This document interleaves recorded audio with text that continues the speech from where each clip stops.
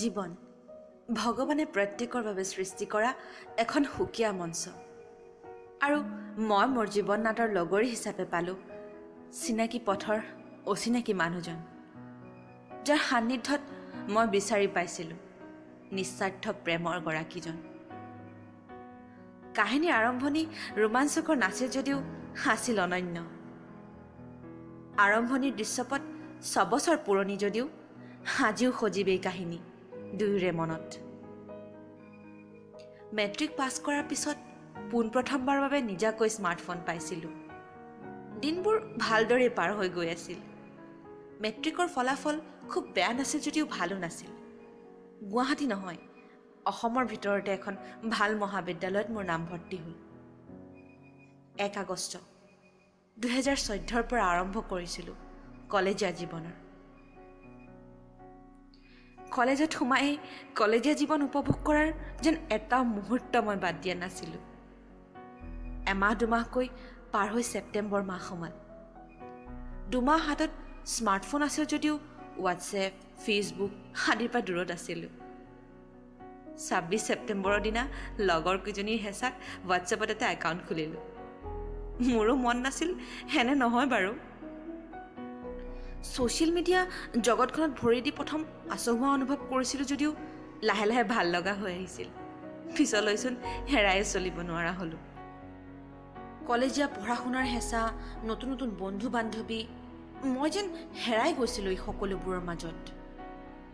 দিনবোৰ পাৰ হৈ গৈ আছিল আৰু আহি পাইছিল শাৰদীয় দুৰ্গোৎসৱ আৰম্ভ হ'ব আৰু মাথো মাজত কেইটিমান দিন বাকী আছিল তাৰিখ আছিল সেইদিনা 27 ছেপ্টেম্বৰ স্কুলৰ লগৰ এজনীয়ে মোক হোৱাটছএপ গ্ৰুপ এটাত এড কৰি দিলে তাতে আছিল তাইৰ নতুন কলেজখনৰ নতুন বন্ধু বান্ধৱী আৰু আমি স্কুলত একেলগে পঢ়া কিছুমান গ্ৰুপত এড হৈ চাচিনাকি পৰ্বত লাগিলোঁ চাচিনাকি হৈ সকলোৰ লগত সেইদিনাখন বহু ভালকৈ কথা বতৰা পাতিলোঁ ঠিক তেনেতে চাচিনাকি হৈ থাকোঁতে হঠাৎ দেখোন গ্ৰুপৰ পৰা এজনে লেফ্ট মাৰিলে মানে পলাই পত্ৰং দিলে অচিনাকি আছিল বাবে কথাটো ইমান এটা গুৰুত্ব নিদিলোঁ সেইদিনাখন তেনেকেই পাৰ হৈ গ'ল পিছদিনাখন 28 তাৰিখ আছিলে আৰু সেই গ্ৰুপ এৰি যোৱা মহাপুৰুষজন সেইদিনাখন আকৌ উভতি আহিছিল আমাৰ গ্ৰুপলৈ সেইদিনটো সেনেকৈ আমাৰ কথা বতৰাৰ মাজেৰেই পাৰ হ'ল 29 তাৰিখে দুপৰীয়া আমি সকলোবোৰেকে গ্ৰুপত কথা পাতি আছিলোঁ তেনেকুৱাতে কথাই মোৰ লাগি গ'ল নহয় সেইজনৰ লগত এখুন্দা সেইজনাই বোলে কমেও 2জনী বিয়া পাতিব আৰু সৰ্বাধিক কিমানজনী হয় সেইটো বোলে তেখেতে এতিয়াও থিৰাং কৰা নাই কথাটো শুনি খঙৰ ভমকত ময়ো দিলোঁ ভালকৈ এপালি কথা বিষম দেখি অৱশেষত ক'লে ধেমালিহে কৰি আছিল হেনো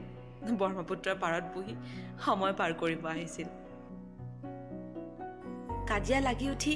আমাৰ কথা পতা ভালদৰে আৰম্ভ হ'ল মেছেজ যেতিয়া গ্ৰুপৰ পৰা আহি ইনবক্স পালে মাকে দুৰ্গা পূজাত কাপোৰ নিদিয়াৰ দুখতে হেনো ৰজাদুৱাৰ পাৰঘাটত বহি আছিলে টিউচন নগ'ল বোলে সেইদিনা মানে আমাৰ ভাষাত বাংক মাৰিলে ঘৰৰ কথা মেট্ৰিকৰ ৰিজাল্ট এনেকৈয়ে কথোপকথন আগবাঢ়িল কেলেণ্ডাৰত দিনবোৰ আগবাঢ়ি গ'ল আৰু আমাৰ বন্ধুত্ব গাঢ় হ'ব ধৰিলে 30 ছেপ্টেম্বৰ সেইদিনা আছিল দুৰ্গা পূজাৰ সপ্তমী পূজা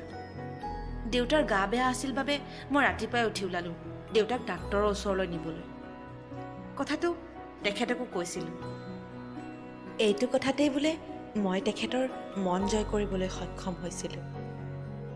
আজিও কেতিয়াবা মোক কয় ভাল লাগে শুনি মোৰো পিছদিনা আছিল অষ্টমী পূজা 1 অক্টোবৰ 1 অক্টোবৰ দিনা অষ্টমী পূজা চাব ওলালোঁ মা বা দাদাহঁতৰ লগত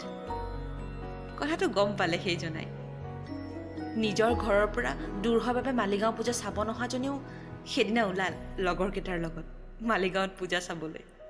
কথাবোৰ অৱশ্যে মই পাছতহে গম পাওঁ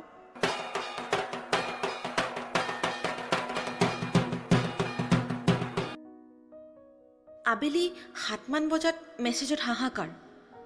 বোলে ক'ত আছা তুমি কোনখিনিত আছা কি পিন্ধি আহিছা কাৰ লগত আছা ইত্যাদিবোৰ প্ৰশ্ন তেতিয়াহে গম পালোঁ যে মালিগাঁৱত পূজা চাবলৈ নহয়, আচলতে মুখে এবাৰ চাবলৈ আহিছিল। পিছে দুখৰ কথা তেখেতৰ বাবে যে তেখেতে মোক দেখা নাপালে সেইদিনা, কিন্তু সুখৰ কথা মই পাই গ'লোঁ। ৰঙা কলা ৰঙৰ এটা টি চাৰ্ট, কলা জিন্স আৰু ভৰিত জোতা। লগৰ কেইজনৰ লগত কথাত মজগুল, হাঁহিত ক'ব নোৱাৰা হৈ আছিল। মোৰ আজিও স্পষ্টকৈ মনত আছে। থুপুকা যদিও ওখ ল'ৰা এটা। নিচেই কাষেৰে পাৰ হৈ গৈছিলোঁ মই, কিন্তু ডাঙৰীয়াই গমেই নাপালে, ইমানেই কথাত ব্যস্ত। কেৱল মাত্ৰ 6-7 ছেকেণ্ডমানৰ বাবে দেখা পাইছিলোঁ। সেইবাবে মই নিশ্চিত নাছিলোঁ যে মোৰ নতুন বন্ধুজন সেইজনেই। ঘৰ আহি 12মান বজাত মেছেজ দিলোঁ আৰু সুধিছিলোঁ, বোলে কি পিন্ধি আহিছিলা আজি তুমি? তেতিয়াহে গম পালোঁ যে হয়, মই দেখাজন সেইজনেই আছিল। পিছদিনা আছিল 3 অক্টোবৰ। মোৰ জীৱনৰ এটা স্মৰণীয় দিন, যিটো দিনৰ পৰা আৰম্ভ হৈছিল এটি নতুন দিগন্তৰ যাত্ৰা, যি যাত্ৰাৰ সোঁৱৰণি হৃদয়ত চিৰসজীৱ, চিৰ নতুন। এই যাত্ৰাৰ সহযাত্ৰী হিচাপে আপোনালোককো সামৰি ল'ম অনাগত ভৱিষ্যতত।